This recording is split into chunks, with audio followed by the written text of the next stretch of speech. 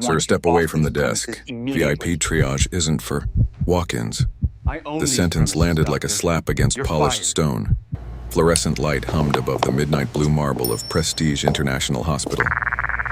A wall-sized logo, silver globe engraved serif, watched everything like a cold eye. The reception area was surgical clean. Glass, chrome, a thin scent of antiseptic and citrus. It should have felt safe. It didn't. Malcolm Hayes stood in a black polo, slate slacks, no watch, no entourage. One hand pressed low against his ribs. You're Pain safe now. tight and hot beneath his fingers, yet his posture stayed level. His face, the kind of calm that made loud men nervous. Across the counter, Dr. Colin Mercer, white coat, navy tie, jaw set like a verdict, didn't look at the vitals on the screen. He looked at Malcolm's clothes. "You'll be seen downstairs," he said, chin tilting toward the general queue. "This lounge is for our executive program. Please don't make this uncomfortable." The receptionist, Priya, shifted in her chair, eyes bouncing between the two like a metronome. Her fingers hovered over the keyboard and then froze. Behind Malcolm, the automatic doors breathed open and shut. A taxi beep, a rolling suitcase, a pair of nurses whispering behind N95s. The room's quiet wasn't quiet anymore. It was pressure. Malcolm placed a card on the counter, matte black, heavy enough to announce itself with a soft thock. "I need imaging now." Mercer's smile thinned. He didn't touch the card. "We've had people try this before. Premium access requires verification and presentation. We can't accommodate everyone who looks like me," Malcolm asked, voice even. A hushed inhalation rippled from the seating area. A teenage volunteer in a purple vest, Jada, paused with a tray of water cups. On a side couch, a white-haired woman raised her phone, half covering the lens as if secrecy could make it kinder. Priya found her voice.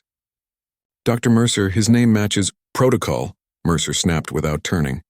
Soft tone, hard blade. "We prioritize image. Health outcomes depend on a calm environment." Malcolm's left hand curled, one heartbeat too. Pain spiked, vision narrowed, then cleared. He'd seen this room before in 100 different costumes. Bank lounge, hotel lobby, first-class gate. The lines changed. The scene didn't. A security officer appeared at the edge of the frame, Thomas Alvarez, broad-shouldered, uncertain. He didn't move in yet. He waited for someone else's certainty. Mercer leaned closer. "Sir, you can either take the public queue or leave. Those are the options." A whisper from the corner. "He looks familiar."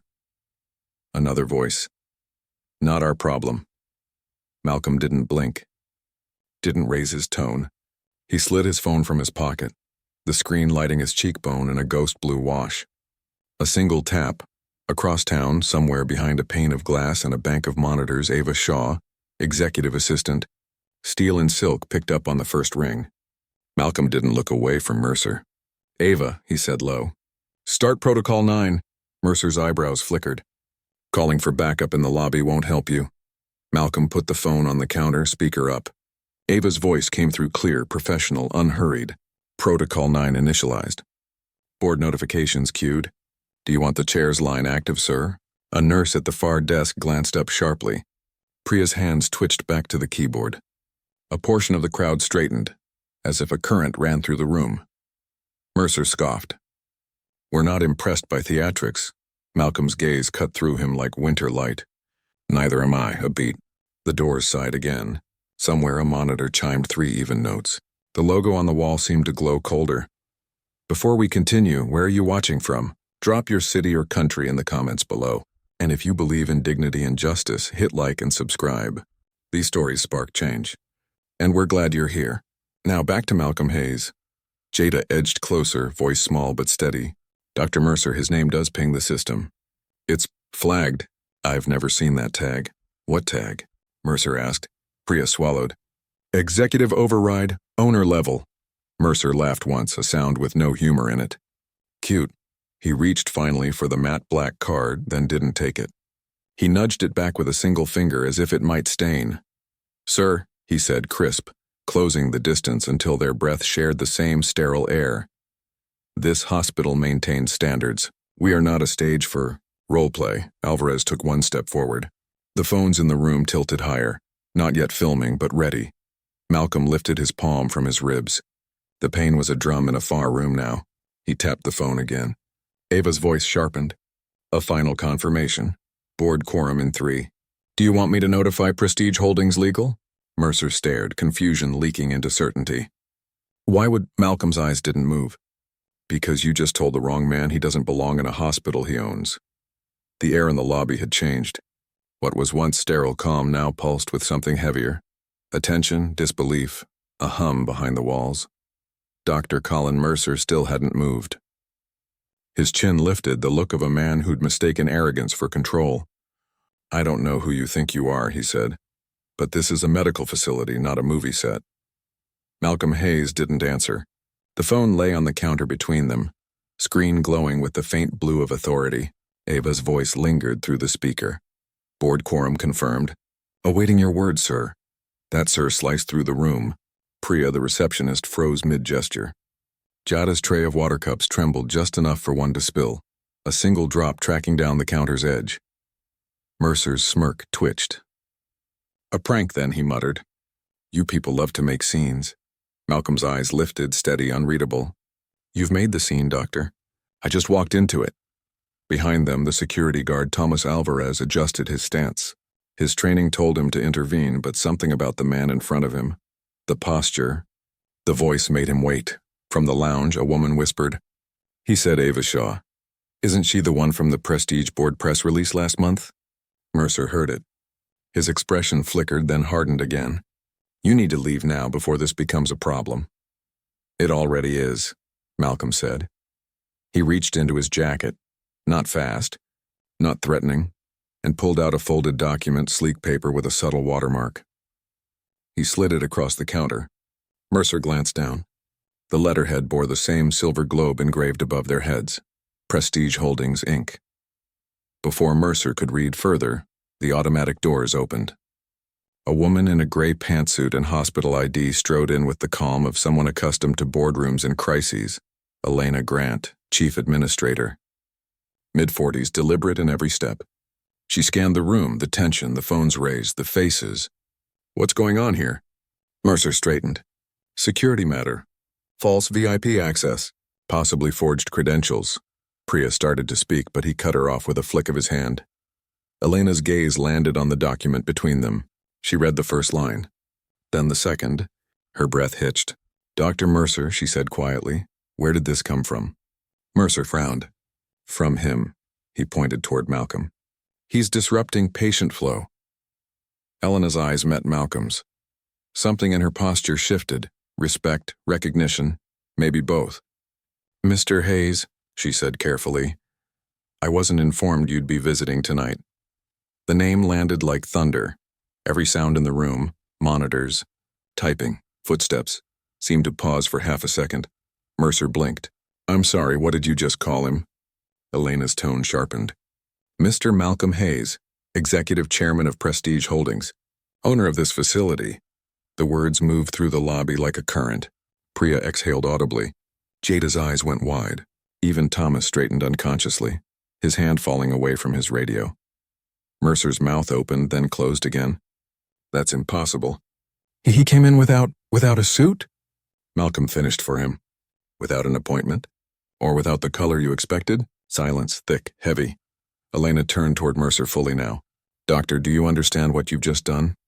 Mercer stammered. It was procedure. There are protocols. And those protocols, Malcolm said, his tone still calm, exist to protect dignity, not deny it. A murmur rippled through the patients in the waiting area. Someone whispered, that's him. The tech magnate. Forbes cover last year. Another. He owns half this block. Mercer's skin drained of color. He tried for a laugh, failed halfway. This is all a misunderstanding.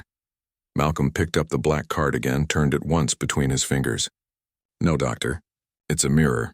He slid the card back into his pocket. Ava, he said into the phone. Activate the compliance review. Start with tonight's admission log. Ava's voice returned, steady as a heartbeat. Done. HR and legal are online. They'll want confirmation in person. Elena nodded slowly, professionalism replacing shock. Mr. Hayes, would you like to move to a private suite while we handle this? Malcolm's gaze stayed on Mercer. No, I'll stay here. Let everyone see what fairness looks like in daylight. In the far corner, Jada whispered to Priya. He didn't raise his voice once. Priya nodded, whispering back, That's what power sounds like. The automatic doors sighed again, pulling in the cold night air. Inside, Prestige International had never felt smaller. The crowd in the lobby didn't disperse. They leaned closer, phones half raised, caught between disbelief and vindication. Prestige International Hospital, where silence once meant safety, was now the stage for its own reckoning. Dr. Colin Mercer's voice cracked against the sterile air. Everyone back to your seats. This isn't a spectacle. But it was. It had already become one. Malcolm Hayes didn't move. He stood where he'd been standing since the start, anchored, calm, the kind of stillness that made others realize how loud they were. The glow from the reception monitors drew faint lines of light across his jaw. Elena Grant exhaled through her nose, slow and precise. "Dr. Mercer," she said, "I suggest you stop talking." Mercer's face twisted. "I was following procedure. We can't just let anyone—" "You refused care to the chairman of the board," Elena interrupted. "And you did it loudly enough for the building to hear." A ripple of reaction swept through the room. Some of the staff looked away. Others didn't blink at all, locked on the man who'd just realized the ground beneath him had shifted. Behind the counter, Priya whispered into the hospital's internal chat. "Board flag override confirmed. He's really the owner." Her hands shook so badly the keyboard clicked wrong twice. At the far side, Jada, still holding the tray, whispered to the woman beside her. He walked in alone. "No bodyguards. No assistants."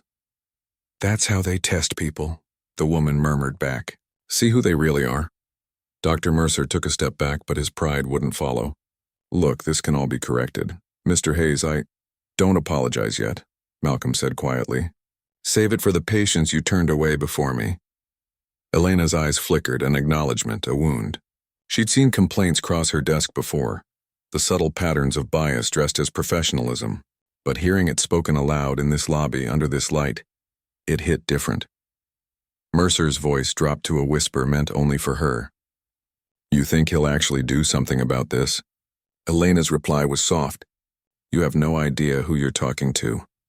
In the corner, a man in a gray hoodie, the father of a patient, slowly lifted his phone, hit record. The red light blinked like a heartbeat. "Sir?" Mercer started again, panic edging his words. "You only judged," Malcolm said, cutting him off. "You decided who deserved care before you even looked at a chart."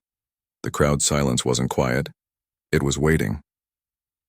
Malcolm glanced toward the security guard. Thomas Alvarez, who'd stayed still this entire time. "Officer," he said, "please make sure no one leaves this area until the internal review team arrives." Thomas hesitated, then nodded once. "Yes, sir." Elena looked up sharply. "You've already called them?" Malcolm didn't answer. He didn't need to. Across the lobby, the elevator chime sounded once, then again. Two women in navy suits stepped out, each wearing a silver badge that read Compliance Division, Prestige Holdings. The cameras from the crowd pivoted toward them, like sunflowers tracking light. Mercer's lips parted in disbelief. "They can't possibly—" "They can," Elena said. They answered directly to him. The taller woman from the division, Naomi Blake, scanned the room with professional precision. "Dr. Mercer?" she asked. Mercer swallowed. "Yes? You've been named in a preliminary breach of conduct report. We'll need your access credentials." He sputtered, looking to Elena for rescue, but she was already speaking quietly to Priya, instructing her to document the timeline. Naomi continued, "Mr. Hayes, your standing order applies. Would you like to proceed under full audit protocol?" Malcolm nodded once. "Yes, every record, every complaint. Start tonight." From the crowd, a nurse whispered, "Finally." Another said, "About time someone saw what he does to patients like us." Mercer's composure cracked for the first time. "You can't do this in front of everyone." Malcolm's eyes met his. "I can." "Because you did." For a long beat, no one moved. Then Jada, the volunteer, set her tray down on the counter and spoke, her voice trembling but clear. "Sir, I was here the whole time. He told you to go downstairs because you didn't look like VIP. That's what he said." The crowd murmured in agreement. Phones tilted up. A moment that would live online forever had just been sealed. Elena turned to the compliance team. "You have your witness statement." Mercer's voice thinned to a whisper. "This is madness. Malcolm's response was softer than any of them expected.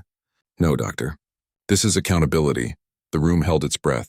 Outside, ambulance lights painted brief red stripes across the glass, flashing like a warning, or maybe like justice arriving on time. For a few long seconds, the room stayed frozen, like the hospital itself was holding its breath. The only sound came from the steady rhythm of a heart monitor somewhere down the hall. A reminder. This place was supposed to save lives, not measure arrogance. Dr. Colin Mercer's voice returned first, brittle and defensive. You're all overreacting. This man walked in here without ID, demanding VIP treatment. I followed procedure. Naomi Blake from compliance didn't blink. You followed prejudice, she said, flipping open her tablet. And it's all recorded. She gestured to the ceiling cameras, silent, watching, impartial. Every word, every sneer, every refusal stored forever in the cloud. Mercer's eyes darted upward, realization settling in. You wouldn't, Elena cut in. They already have. The murmur of the crowd thickened. A woman in scrubs whispered. They really called audit at midnight. Another voice. He's finished. Malcolm Hayes didn't speak. His silence pressed harder than words could. He simply watched Mercer unravel. His calm wasn't arrogance, it was gravity. A nurse from the back stepped forward. Nurse Kayla Mitchell, young, tired, her badge cracked at the corner. Mr. Hayes, she said carefully, I filed a complaint about Dr. Mercer last month. He called a black mother insurance overflow. HR said it was inconclusive. Naomi's stylist stopped midair. Date of incident? August 17th. Naomi's fingers moved fast. Found it. Dismissed without review. That changes tonight. Kayla blinked. Her voice trembled. Thank you, Malcolm finally spoke. No. Thank yourself for not staying quiet. The crowd exhaled collectively as if the air itself had shifted sides. Mercer tried to laugh, but it came out hollow. So this is what justice looks like now? Public humiliation? Malcolm's gaze didn't waver. Justice doesn't humiliate, Doctor. It remembers. He took a single step closer, not aggressive but deliberate. Every move spoke of someone who'd learned control the hard way.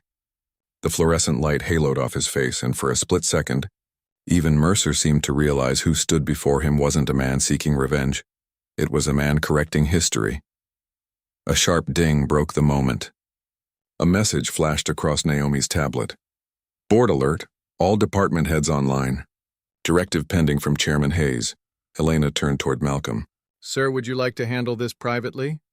Malcolm shook his head. No, the lobby will do fine.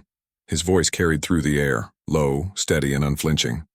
For too long, this hospital's image mattered more than its integrity. Tonight that ends, Mercer tried again, desperate now. You can't make decisions like this in the open.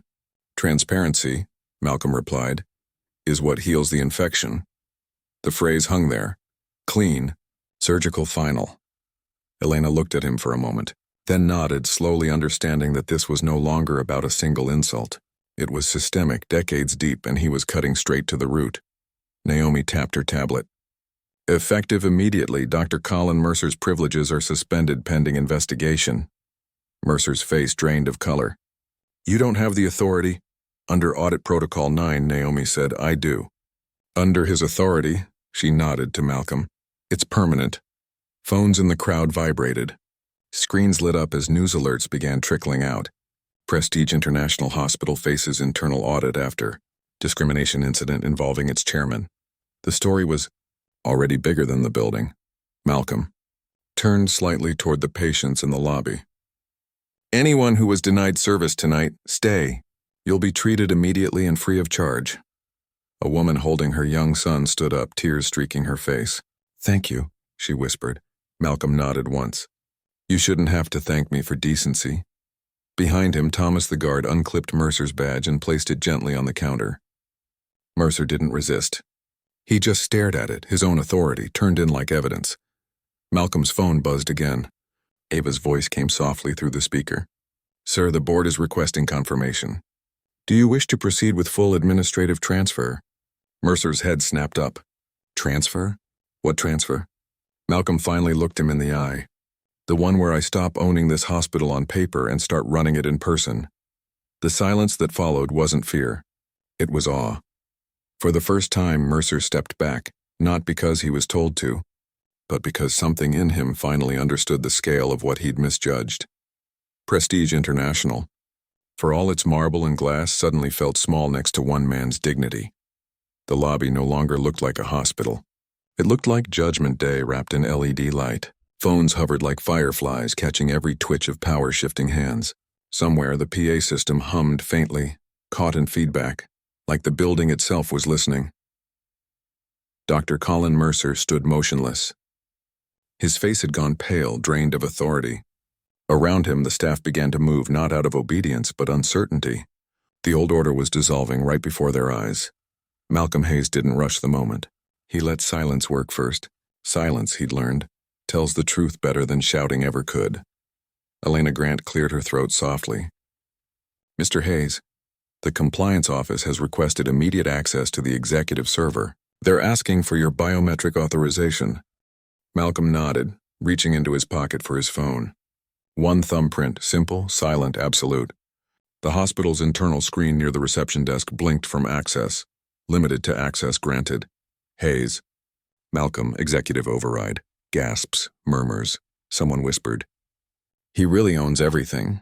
Naomi from compliance turned her tablet toward the crowd. Effective now, all admissions, billing, and staff credentials will be frozen pending review.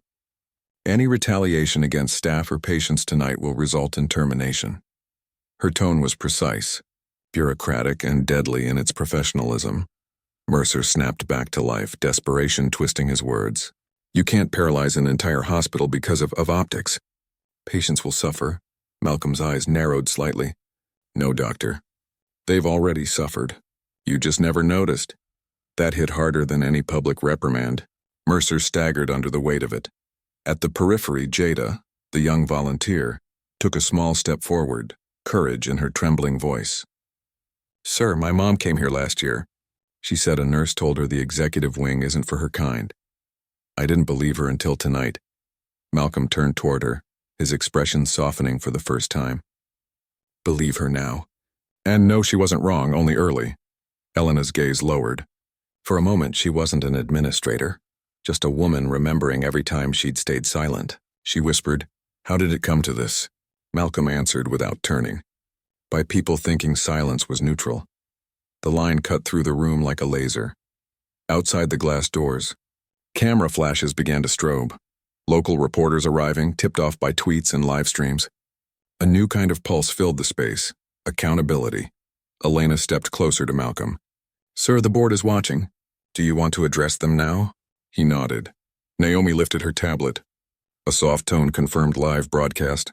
The main screen behind the desk flickered to life, revealing a grid of faces, board members, legal advisors, directors, joining from offices around the world. Mr. Hayes, said a man in the top left tile, gray-haired, composed. We've been briefed. Is this accurate? Malcolm's voice was calm, measured. More accurate than any audit you've ever ordered. Another board member frowned. And you're invoking full authority under the owner's clause? Yes, Malcolm said. Effective tonight, Prestige International transitions to a transparent operations model. Every admission, every denial, every quote, publicly logged. If this building stands for care, then it will start with truth. The board murmured off camera. Some protested, others nodded. One woman said softly, That will make enemies. Malcolm replied, Then at least they'll be visible. The screen blinked again. Authorization complete. At the bottom of the display, a message appeared. Policy update, fair care mandate initiated by Chairman Hayes. Naomi smiled faintly. That's going to echo through every branch, sir. Mercer's composure cracked entirely. You're destroying our reputation. Malcolm turned back to him, tone almost gentle. No, doctor. You did that the moment you turned compassion into a privilege. The crowd murmured louder now. Agreement, awe, even applause. Thomas the guard stood near the door, earpiece buzzing with security chatter. Sir, he said to Malcolm quietly, the media's asking if you want to make a statement outside. Malcolm glanced toward the cameras, then at the frightened patients, then back at Mercer. Not yet. Let the truth walk out before I do. Elena took a breath, composing herself. I'll prepare the announcement, sir. Malcolm nodded, but his eyes were distant, remembering something, an echo of another night, another refusal. Flashback. He was 27. His father collapsing at a clinic that refused treatment without insurance approval. By the time they drove across town, it was too late. He'd built prestige to end that story. And somehow it had become the same machine that once broke him. The realization landed heavy, but clarity came with it. This wasn't revenge. It was repair. He looked back at the crowd. "Everyone watching," he said quietly, "remember this moment. It's not about me. It's about what we all let happen when we stop seeing people." A hush, a heartbeat. The truth finally had a pulse. The lights in the lobby dimmed slightly as the night staff switched over, but no one left.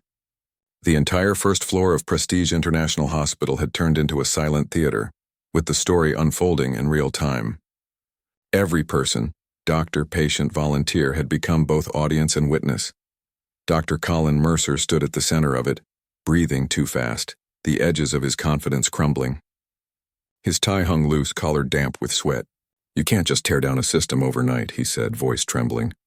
"This hospital, this institution, took decades to build." Malcolm Hayes looked at him, unflinching. "Then it's about time someone checked the foundation." The words hit like a scalpel. Sharp, clean, precise. Behind Malcolm, the compliance officers continued their quiet work, tapping through files, timestamps, and video logs. Naomi Blake's tone stayed professional, but her face had hardened into purpose. "We've reviewed 3 prior complaints, all suppressed.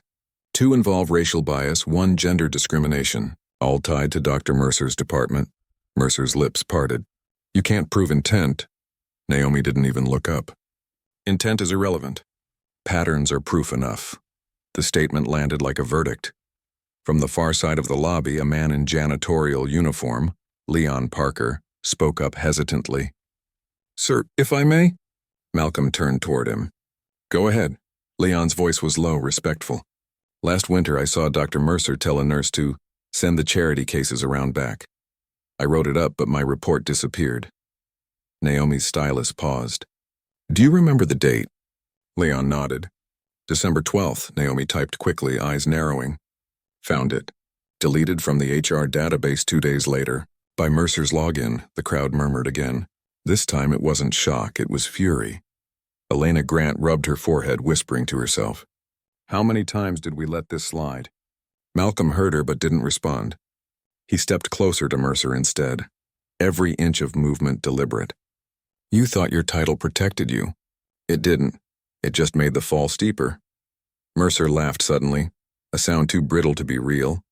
"You think this makes you a hero? You humiliate me in front of staff, destroy the hospital's image, and somehow you're the savior?" Malcolm didn't raise his voice. He didn't need to. "A savior saves. I'm just disinfecting." The line drew a few quiet gasps. Someone whispered, "He talks like every word's a verdict." Elena's phone buzzed with a notification. She read it, eyes widening. "Sir, social media's exploding. Our Prestige Truth is trending worldwide." Malcolm gave a slow nod. "Good. Then the world's finally watching the right emergency." Outside, more cameras pressed against the glass.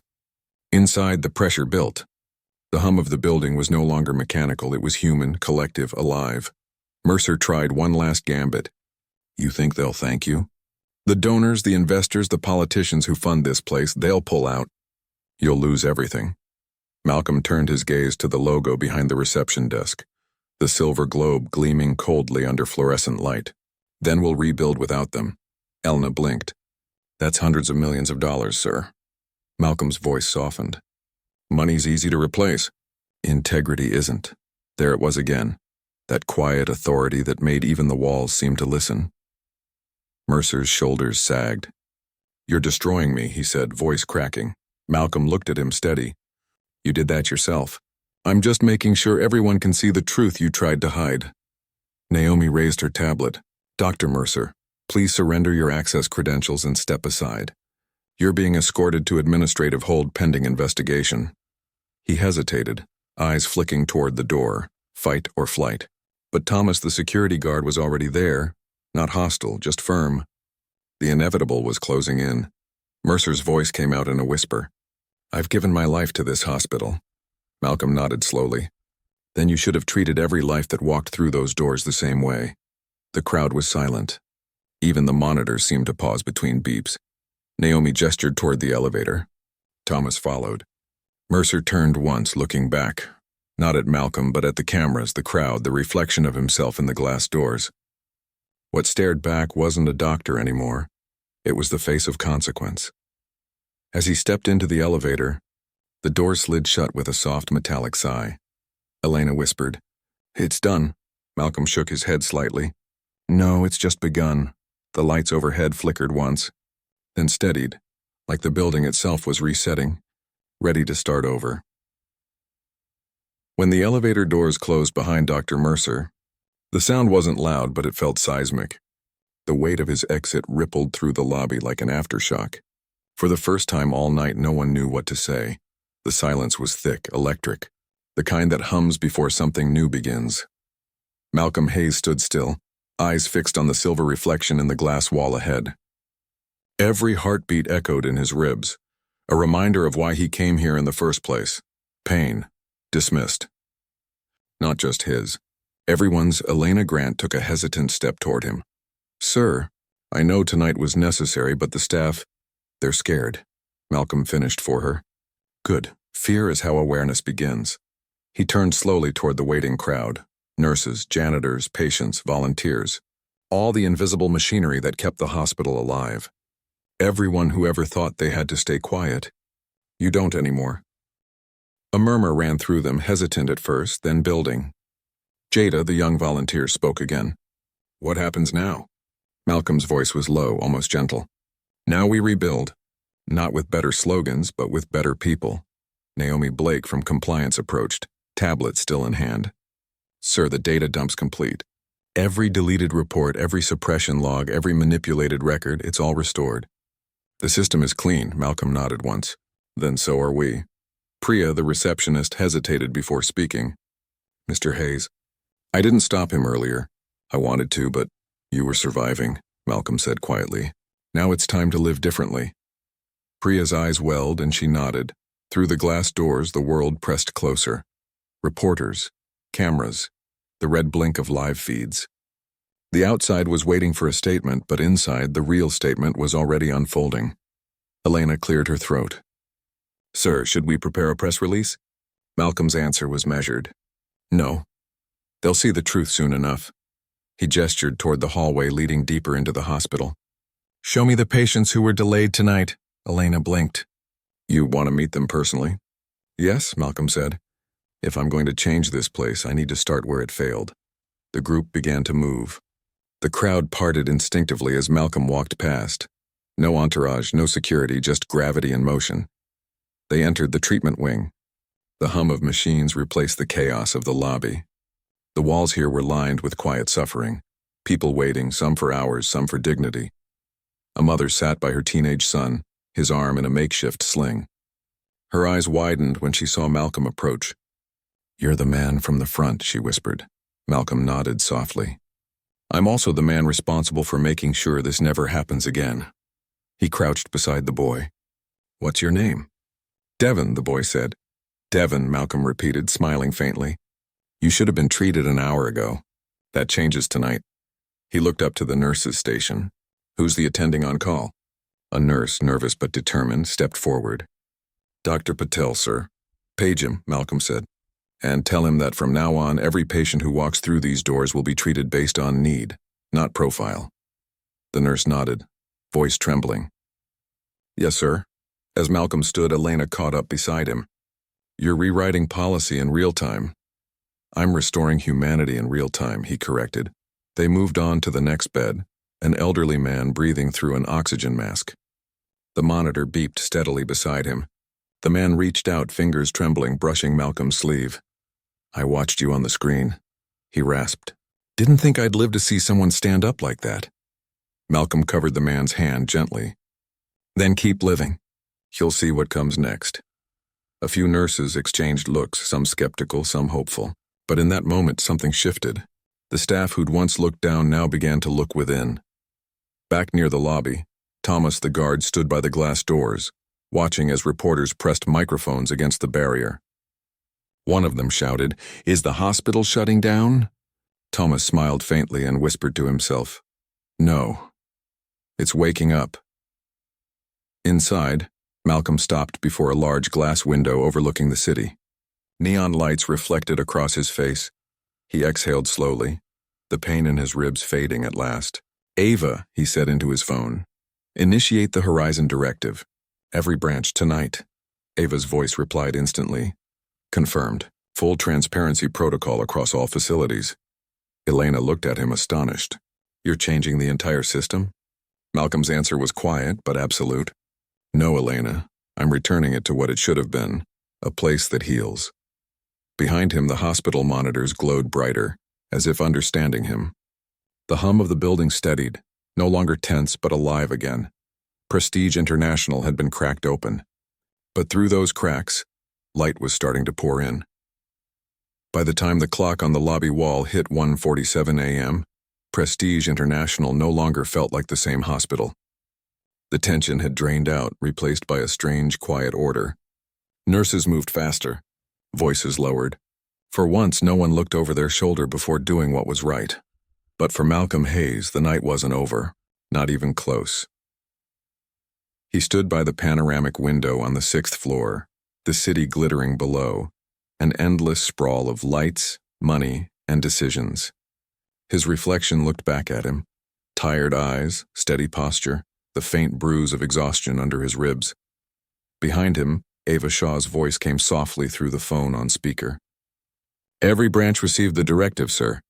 Horizon, Apex, Meridian, complete compliance. Some directors are panicking." "Good," Malcolm said. "Let them panic before someone else has to bleed." A pause. "You're trending in 12 countries. The chairman who walked in alone." Malcolm gave a small, humorless laugh. "That title says more about them than it does about me." The door behind him opened quietly. Elena Grant stepped in, carrying a tablet and a stack of unsigned reports. Her blazer was wrinkled now, hair slightly undone, the look of someone who had witnessed both collapse and rebirth in a single night. "Sir," she began. "Press is waiting downstairs. CNN, BBC, local outlets. They want a statement." Malcolm didn't turn. "What would I say? That bias still hides under lab coats and title badges?" Elena hesitated. "You could say the system's changing." He faced her now, eyes sharp but not unkind. "A system doesn't change because one man got angry. It changes when everyone else finally decides to care." She nodded, quiet. "Still, they'll want a face for this moment." Malcolm's voice softened. "Then tell them the face is everyone who stood up tonight." Elena looked down at the tablet in her hands. "Naomi Blake just sent the audit summary.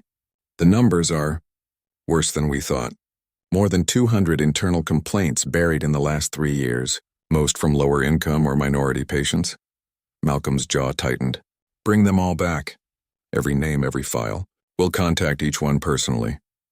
"That'll take weeks," Elena said gently. "Then it'll take weeks," Malcolm replied. "Justice doesn't need to be fast. It needs to be complete." She studied him for a long moment. "You're not what I expected." He smiled faintly. "Most people say that right before they start believing again." A soft chime interrupted them, an incoming message from Ava. The hospital's security feed appeared on the wall screen. The lobby below. "Now calm. Volunteers cleaning up." Thomas standing near the doors, watching the dawn hint against the skyline. But then, something else. A man in a navy suit approached the entrance, flanked by 2 others. His ID badge gleamed. Vice Chairman Arthur Lang, Elena's brow furrowed. He wasn't supposed to be here until morning. Malcolm's expression didn't change. He came to contain the fire before realizing it's already burned through the walls. Downstairs, Lang stepped into the lobby, scanning the aftermath like a CEO touring a crime scene. His eyes landed on Naomi, still reviewing files with her team. "Where's Hayes?" he demanded. Naomi didn't flinch. "Upstairs, sir." Lang exhaled through his nose, irritation disguised as composure. "Tell him the board wants answers." From above, Malcolm watched it all on the feed. "He'll want control back," he said quietly. "He'll frame it as concern for shareholders." Elena crossed her arms. "You could remove him tonight?" Malcolm shook his head. "Not yet. The system has to reveal itself fully before you repair it. Let him talk." He turned back toward the window. "Below?" Lang gestured sharply at Naomi, his voice animated but unheard through the glass. For the first time all night, Malcolm felt the deep ache in his chest, the fatigue that comes when power stops being theoretical and turns real. Elena noticed it. "You need rest," he gave a small smile. "Rest is what you take after change. We're still in the middle of surgery." She studied him, a flicker of admiration in her eyes. "You're doing more than saving a hospital, sir." Malcolm looked out at the sleeping city. "No, Elena. I'm just reminding it who it's supposed to serve." Below, the first hint of dawn began to bleed across the horizon, brushing the glass with pale gold. The night had been long, brutal, and transformative. Prestige International still stood, but it would never look the same again. Malcolm turned from the window, straightened his shoulders, and said softly, "Tell Lang I'll see him in 10 minutes, and this time we'll talk in my office, not his. Because power, when reclaimed with dignity, doesn't shout. It simply walks back into the room it was never meant to leave." 10 minutes later, the elevator doors opened on the top floor, the executive wing, where glass walls met silence and every inch smelled like money and sterilized ambition. Malcolm Hayes stepped out first, his reflection trailing him across the polished marble. Behind him, Elena Grant followed, holding a tablet tight to her chest like a shield. At the far end of the corridor, Vice Chairman Arthur Lang was already waiting. Perfect suit, perfect posture, perfect arrogance. 2 board associates stood behind him, whispering like courtiers in a fading kingdom. "Malcolm," Lang began, voice smooth as silk over broken glass. "You've caused quite a storm tonight." Malcolm didn't stop walking. "Storms don't cause damage, Arthur. They reveal it." Lang's lips twitched. "That sounds noble.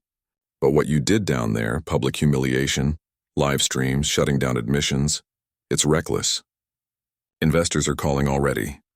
Malcolm stopped just short of him. "Good, let them call me directly. I'll tell them what their money's been protecting."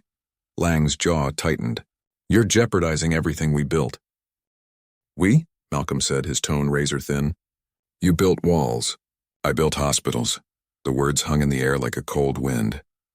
Lang exhaled, pretending calm. "You always did enjoy theatrics." He turned to Elena. "Grant, you of all people should know better than to let this man rewrite company protocol on emotion." Elena met his gaze evenly. "Emotion isn't what brought us here, sir. Neglect did." Lang's smile faltered. "I see you've chosen a side." "I didn't," she replied. "The truth chose it for me." A flicker of something, fear maybe, crossed his eyes before he turned back to Malcolm. "Listen to me. If you push this audit too far, you'll drag the entire board into scrutiny. You'll ruin our credibility." Malcolm's expression didn't shift. "Arthur, credibility isn't something you protect. It's something you earn." "You forgot that." Lang's voice dropped, lower now, laced with threat. "Don't test me, Malcolm. You might be the owner, but I know where the bodies are buried, figuratively speaking." Malcolm's answer came softly. "Then I'll bring light to the graves." For the first time, Lang blinked. His confidence wavered. "You think the press will side with you forever? They love a hero until he starts costing them sponsors." Malcolm's smile was faint but lethal. "Then I'll buy the sponsors." The line landed like a punch. Elena tried not to react, but a small smirk broke through. Lang stepped forward, voice sharp now. "You're destroying the balance, Malcolm. There's a way this world works, a hierarchy. We keep the shareholders calm, the image clean, the donations flowing. That's what sustains the system." Malcolm stared at him for a long moment, then spoke in a low, measured tone. "That system sustains itself by draining everyone else dry. Tonight wasn't chaos, it was CPR." He stepped closer until Lang could see the reflection of his own face in Malcolm's eyes. "Prestige was dying long before I walked through those doors. I just stopped pretending it was healthy." The silence that followed wasn't empty. It was waiting. Lang glanced at the associates behind him for backup, but they avoided his gaze. One of them cleared his throat awkwardly and whispered, "The board feed is still live, sir." Lang froze. "What feed?" Elena lifted her tablet, screen glowing. "We've been broadcasting this conversation to the full board since you started talking." For the first time that night, Arthur Lang looked cornered. "You," Malcolm cut him off. "Transparency, remember? It's contagious," a new voice came through the tablet speaker. Naomi Blake, calm and precise as always. "Mr. Hayes, the board has reviewed the exchange. By majority vote, Arthur Lang is to be suspended pending investigation for conflict of interest." Lang's face drained of color. "You can't." "We just did," Malcolm said quietly. Elena turned to him. Would you like me to escort him out, sir? Malcolm shook his head.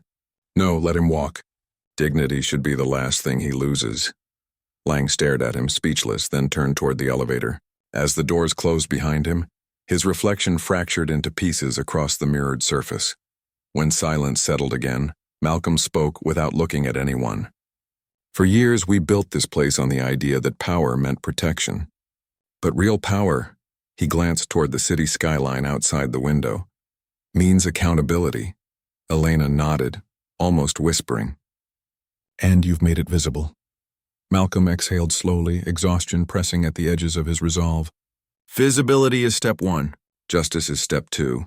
He turned toward the hallway, heading back to the elevator that would take him down to where it all began. The lobby. The people. The truth. Behind him, the dawn's first light spilled through the windows, painting his shadow long across the marble floor. Prestige International had just changed leadership, but more importantly, it had remembered its soul. When the elevator doors opened again on the ground floor, the first light of dawn was spilling through the glass facade, washing the sterile lobby in gold. The same place where humiliation had once echoed now hummed with quiet awe. The night shift staff stood straighter. The patients watched from waiting chairs that no longer felt like cages. Malcolm Hayes stepped out, his reflection following him across the polished floor. The fatigue in his eyes was masked by resolve. Every step sounded deliberate, weighted, like footsteps on history. Naomi Blake met him halfway, tablet in hand, exhaustion etched across her face. It's official, sir, she said. Lang's suspension has been logged, Mercer's privileges revoked. The board has voted to transition temporary control to you until new governance is ratified. Malcolm nodded. Good. Make it permanent. Elena joined them a second later, holding a folder. Media's outside, sir. They're calling it the night prestige changed. He exhaled slowly. Let them. But we don't change for headlines, where we change for healing. Priya, the receptionist from earlier, approached hesitantly. Mr. Hayes? Malcolm turned, his tone softening. Yes, Priya. Her hands trembled as she held out the black access card he'd left behind during the chaos. You dropped this. He took it, turning it over between his fingers. That same card, the symbol that once got him denied treatment, now unlocked the entire building. Thank you, he said quietly. Keep one just like it. For full access, her eyes widened. Sir? From today, Malcolm said, this hospital doesn't separate worth by color, clothing, or class. Everyone deserves the same door. Tears welled in her eyes. Thank you. Jada, the volunteer, appeared beside her, holding a tray of fresh water cups and this time steady. You think people will believe this isn't just a show? She asked. Malcolm smiled faintly. They don't have to believe my words. They'll believe what they see. Naomi's tablet pinged again. Sir, we've begun receiving messages from other hospitals, doctors, nurses, staff, saying they want to join the Transparency Initiative. Malcolm's brow lifted slightly. Then we just became more than a hospital. We became a mirror. Elena exhaled, emotion softening her voice. You realize what you've done tonight will change everything. Policy, healthcare, politics. Malcolm looked toward the entrance, where daylight was now spilling in fully, turning the marble warm. Good. Change doesn't ask permission. He moved toward the center of the lobby, the same spot where Dr. Mercer once stood, declaring who did or didn't belong. Now cameras outside the glass caught him in silhouette. One man alone, standing exactly where injustice began and dignity returned. A reporter's voice echoed faintly from beyond the doors. Mr. Hayes, is it true you took over the hospital after being denied care? Malcolm didn't answer immediately. He looked back at Elena, Naomi, Priya, and Jada, at the faces that had shifted from fear to pride in a single night. Then he stepped forward, the automatic doors sliding open with a hiss. The morning breeze hit his face, cold, sharp, alive. Yes, he said, his voice carrying over the growing crowd of journalists. I was denied care. But what's worse than being denied care is being denied humanity. And that ends here. Microphones surged forward. Cameras flashed like lightning. But Malcolm didn't flinch. This isn't about revenge, he continued. It's about restoration. Prestige International exists because of the people who believe in healing, not hierarchy. From this moment on, No patient will ever be asked who they are before being asked how they feel. The crowd outside went still. Even the hum of the street seemed to pause. He looked straight into one of the cameras. If you think this story is mine, you're missing the point. This story belongs to every person who's ever been told they didn't belong in a place built to help them. Behind him, inside the lobby, staff and patients had gathered near the glass, watching, listening. Malcolm turned back to them. "Now," he said, "let's get back to work." A hush followed. Then slow, steady applause. Not explosive, reverent. Naomi smiled through tears. Elena lowered her head, whispering, "That's leadership." As Malcolm walked back inside, the sun rose higher, catching the silver hospital logo above him. For the first time, it didn't look cold. It looked earned. Prestige International Hospital had a new pulse, steady, strong, and unmistakably human. By sunrise, the world already knew. News outlets looped the footage. Black CEO reclaims hospital that rejected him. But inside Prestige International, no one spoke about virality. They were too busy breathing again. The building felt different now, alive. The cold echo of hierarchy had been replaced by motion, by purpose. Nurses who once whispered now moved with visible pride. The janitorial staff joked softly as they worked. Even the hum of the monitors felt warmer, less mechanical, like the hospital itself had taken a deeper breath. Malcolm Hayes stood on the observation bridge overlooking the ER. Below him, a team of young residents treated a rush of new patients. Nobody was turned away. Nobody waited because of assumptions. Elena Grant joined him, a faint smile playing at the corner of her lips. "You realize, sir, you've made more policy changes in 12 hours than this board did in 12 years. Malcolm's gaze stayed on the doctors below. "Then I'd say it was a productive night," she exhaled. "Some of the staff are struggling to process it. They're not used to this kind of leadership." He nodded. "Neither am I, but I'm not asking them to worship power. I'm asking them to recognize fairness." A voice crackled through his earpiece. Ava Shaw. "Sir, I just finished debriefing with the legal team. The Horizon Directive has full federal compliance. Other hospitals are requesting integration. You've started something larger than Prestige." Malcolm's tone didn't waver. "Good, let it spread.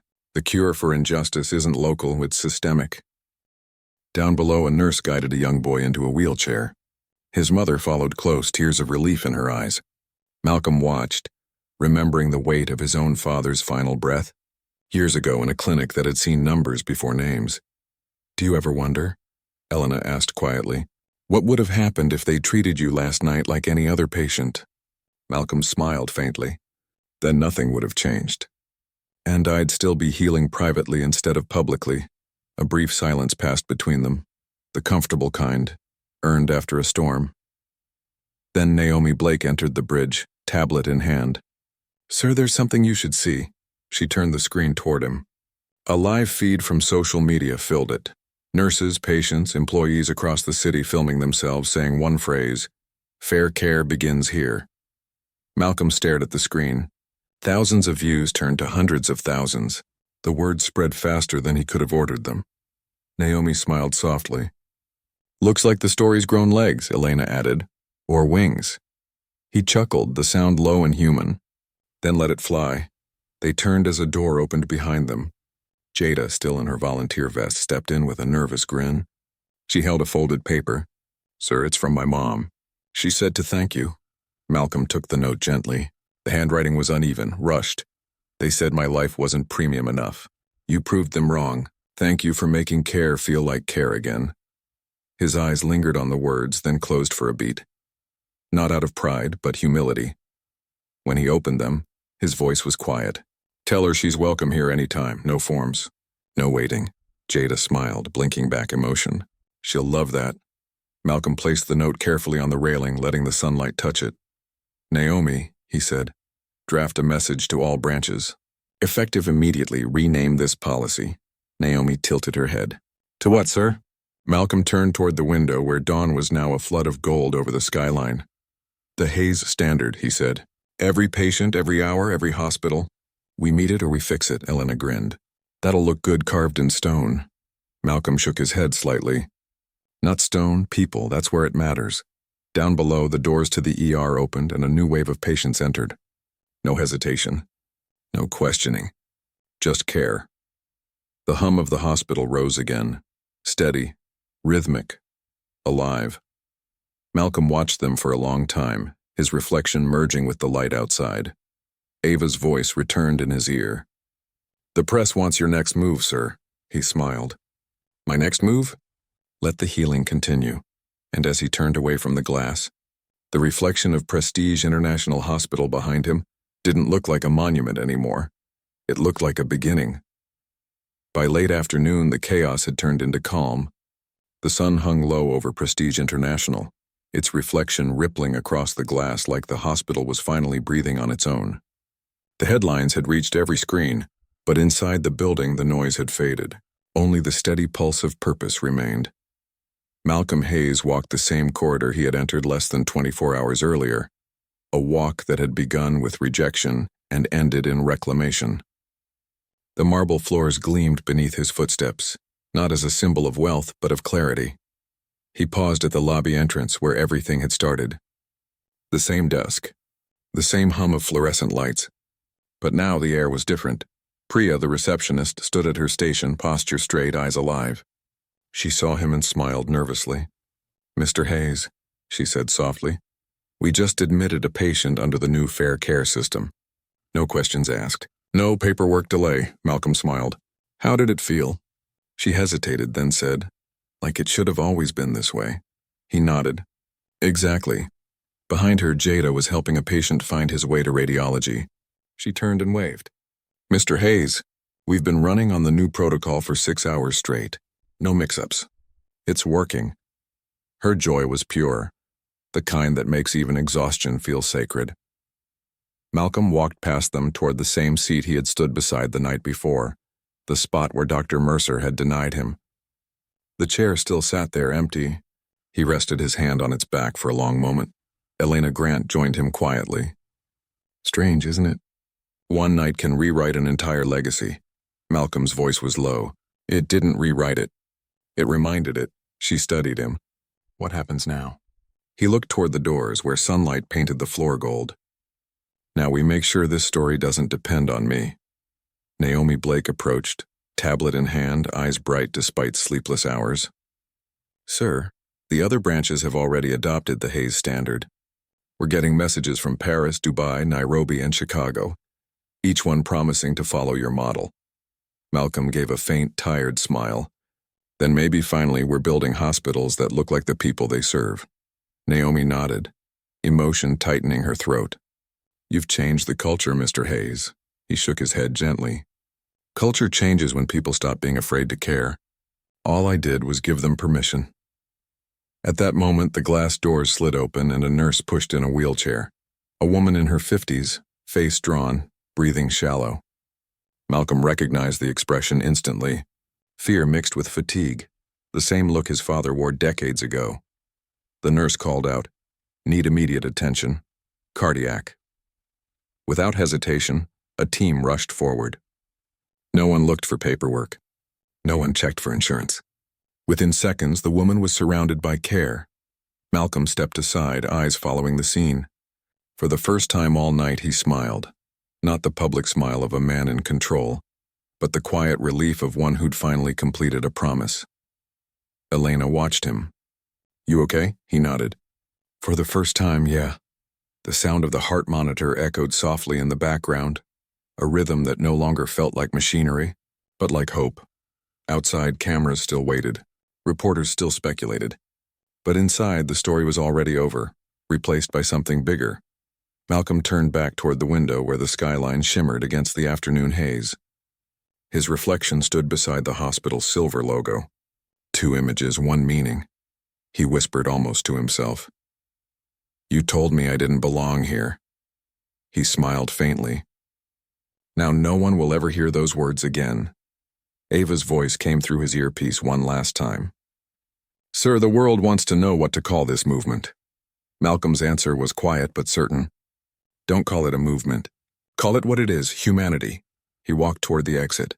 The doors opened automatically, sunlight pouring across his suit like a benediction.